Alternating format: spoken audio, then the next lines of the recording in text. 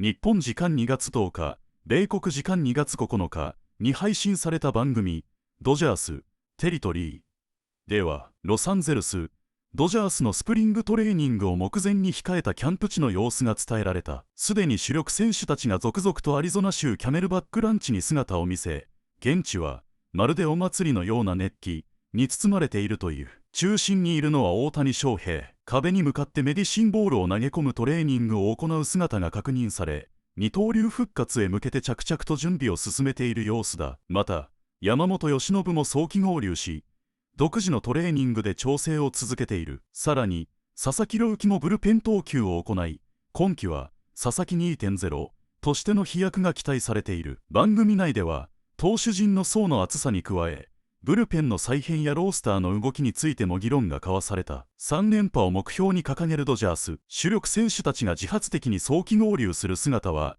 チームの強い結束力を物語っている。番組ではこの後、司会陣による詳しいトーク内容が紹介される予定だ。ぜひ最後までご覧いただきたい。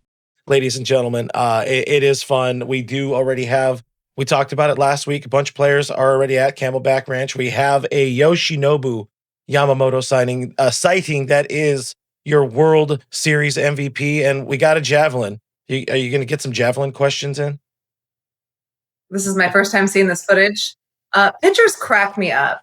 Like, clearly this is helping you. How? I don't know. But this is exactly what I'm talking about. See, like, I'm going to go to spring and I'm going to have to ask about this. And I'm kind of excited to do so because what the heck even is that? It also looks like really good form, apparently. I don't know. Yeah. I mean, he's a pro at it for sure.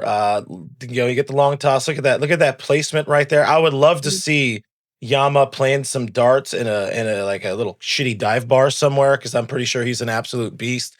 There's also the Shohei Ohtani kid I've heard a lot about. He's out there. He's throwing a medicine ball against the wall, working out as well, getting his throws in.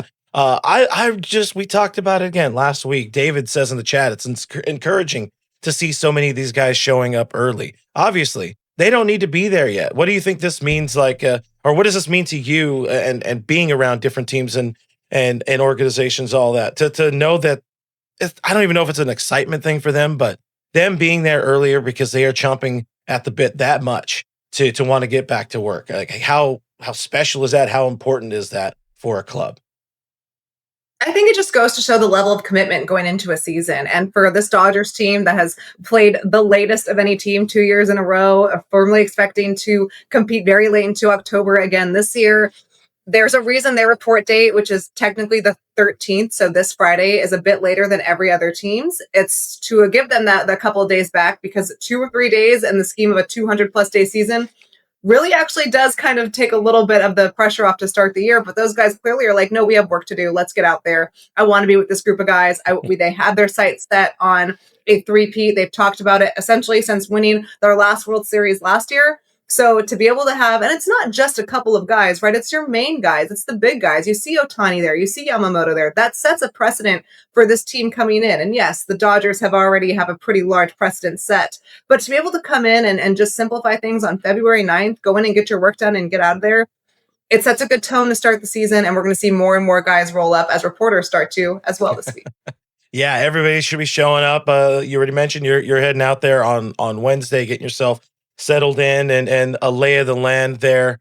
Another guy, Roki Sasaki, there at Camelback. We love to see that. There was a video over the weekend, MLB Japan, showing Roki, getting a bullpen in an actual mound session here, but not at Camelback Ranch, which I thought it was a little weird. You reading anything into that, or this my editor creationism here, sensationalism, trying to make something. I think where is he pitching at? I don't even know where that's at, but him not at Camelback when everybody else is there. Is there a story here? What's going on? Is Roki mad at the Dodgers? See, this is where I'm here to pump the brakes, calm down, everybody take a deep breath. No, and that's true. He's just working out, just going out there, getting some, just the fact that he's off a mound right now, it's super fun to see. That Roki, after his rookie year last year, some highs, a lot of lows, not a lot of availability that he would have liked. But I think this upcoming season, it represents, I think, Roki Sasaki 2.0, because the Dodgers have a better understanding of who he is as a pitcher. He has a better understanding of who the Dodgers are as an organization, and I do not want to underscore just how difficult it is to come internationally to the major leagues, have so much pressure on you as a big signing, and then come out and be hurt. So I think the level of understanding between the organization and the front office and the player and his health should be at a much better vantage point this year. I'm excited to see what Sasaki opens this spring. We've talked a lot about the arsenal. I think Andrew Friedman on our show a couple weeks ago was under the impression that the arsenal doesn't necessarily need to be adjusted. It just needs to be more effective. Well, what does that look like? That's what we're going to see as we search for early spring storylines. A good thing about the Dodgers, I'm learning, is that no matter what, they seem to have plenty of storylines. So I'm excited to dive into the Sasaki one especially, but we'll have a lot more once we get down there. Yeah, more storyline is what does that bullpen that was supposed to be great last year, what does it look like this year? If we're getting back into video, and shout out again, Masaya Kotani, who covers the team for, I think it's Full Count. Does a great job getting great video for us here. But you see Edgardo Henriquez, of course, one of those kind of outlier arms, we can sort of call him in the bullpen. He's got elite stuff. 100-mile-an-hour fastball, absolutely disgusting slider. Can he put it all together? Can he get a little bit better? And then regular bullpen dogs, as we all know, we got Blake Trinan, we got Alex Vesia doing their wall work, their weighted ball work, as it were. One guy, we haven't talked about it here on the show since it has happened, because it happened Friday and we were last live with Mark Pryor on Thursday. Check that out if you guys missed it. But there was a move, there was a transaction. We are down one bullpen dog as Alex Vesia, sorry, not Alex Vesia, his teammate Anthony Banda was DFA'd, and the Dodgers, that you're not even in this scene, so I nailed that one. But Trying our best. Anthony Banda DFA'd, and Ben Rortvedt claimed off of waivers. What's kind of the initial thought about that decision, that transaction, and well, I guess really focus on the Banda part? That I was surprised to see Banda up there. You think over the last 2 years, especially, he's been one of the most reliable relievers for the Dodgers in that bullpen. I mean, in 2025, I know there was some inconsistency from him in the postseason, but what reliever can you not say that about in last year's postseason, especially those early rounds? But the regular season, Banda was so reliable, so durable. He took the ball 71 times, had an ERA under 3.2 from the left side. Any organization in baseball is going to take that because durability as a reliever is relatively rare. I mean, 71 appearances is a lot. And this is a guy that was always down for the assignment, down for the innings, down for the whatever the situation was on the bases. He always was willing to take the ball. So I was not surprised to see who the Dodgers picked, and we'll get to that. But I was very surprised to see the corresponding roster move in Banda. It just comes down to space, and there's a ton of lefty relievers competing for spots in this bullpen, creating somewhat of a logjam. And I think the Dodgers had to make some difficult decisions. You go through what their 40-man looks like and their lefties there. I mean, we've talked about this pretty much all offseason with their depth in the rotation. It also applies to the bullpen. You just go down the list. There's a ton of lefties that are going to be competing. So unfortunately for Banda, a fan favorite, one of the best entrance songs in baseball, he gets the cut. Again, not a name I was expecting to see, but when you look at where the roster stands, it does make sense. Yeah, roster, and the fact that you mentioned they have all those lefty relievers, and you don't. He does not have options this year. He is out of options. So baseball at times is a numbers game. He leaves LA as a 2-time World Series champ, and he will get himself a job somewhere, a big league job, and hopefully have an opportunity to bring some of that veteran leadership and some of that Dodgers moxie to another club in need. The other part of that, though, is the return, or the re-return, I'm going to call it here, of Ben Rortvedt, who, of course, was with the Dodgers. He was the backup catcher for their World Series run. They came to a $1.6 million deal or something like that early in the offseason. Then he was claimed off waivers by the Reds, and then the Reds said, we don't want you after all, and the Dodgers pick him back up here. I know right away, people, the first question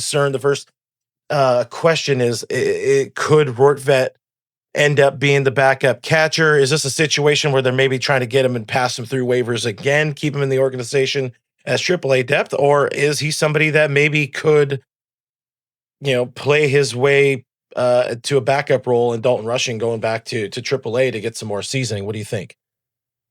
I think of all three of those options presented, the second one makes the most sense. And it would, the Dodgers pick last, my understanding, through waivers, and that order does not change till opening day. So they could, if they feel the need to or feel forced to, try to see if they can pass him through waivers again, since he made it to them the last time.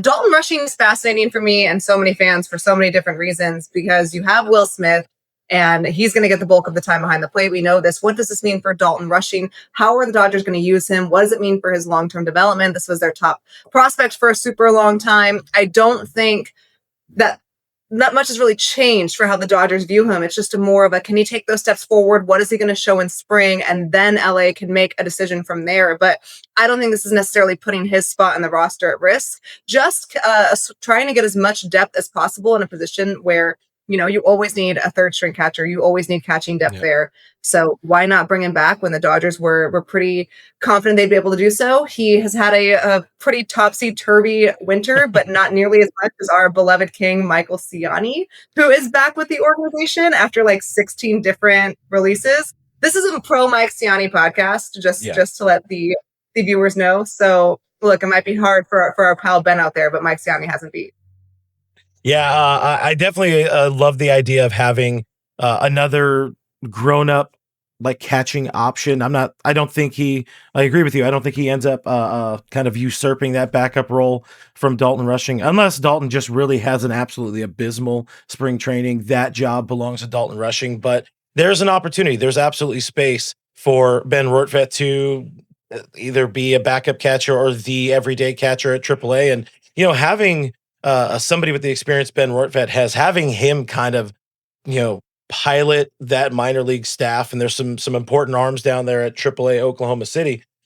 Having him still in the organization and what he can bring, like the intangibles he brings to the table. World Series champion now. It's worth pointing that out. I really I love that for him. I love the organization. I'm sure he would prefer a big league opportunity, and I'm sure he will try to take it if it does come his way. But if he does end up being, the first guy, break in case of emergency, Will Smith gets hurt or Dalton Rushing has an injury at the big league level during the season, he will be the first guy that organization calls, and having a familiar face goes a long way for this organization. We got a lot more. 今回も最後までご視聴いただき本当にありがとうございました。動画の内容を楽しんでいただけたでしょうか。もしよろしければチャンネル登録と高評価をお願いいたします。皆さんの応援が今後の動画制作の大きな励みになります。それではまた次回の動画でお会いしましょう。